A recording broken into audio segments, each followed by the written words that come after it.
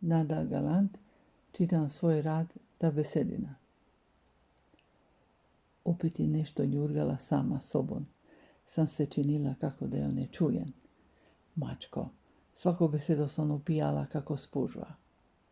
Vajk sam je bila za petami, pak je ona neki put storila finto kako da me ni. Ja, je počela. I blago i spi, i ima mladi, i sve to skupa. Ter kad te pogli naša srnela, biš parada te kapi. Neki put kad se pečarimo, bi se da bo to rajiš njom pominjala. Brižno, milo, blago. Steši, čad je ta človek? Da nas te je, jutre, ki zna. To, ča se obukijevamo, to pak już to nič ne znači. I debota seča imamo mi ima i blago. Donki čase mi činimo da smo nešto.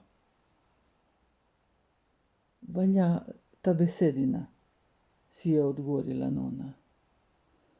Ne znam ča drugo tega brižnega človeka držiš kalin dalje od blaga. Ta besedina, nonina, mi je odzvanjala v ušivah puno prvo, nego sam rivala za sijen kapit. To besedino.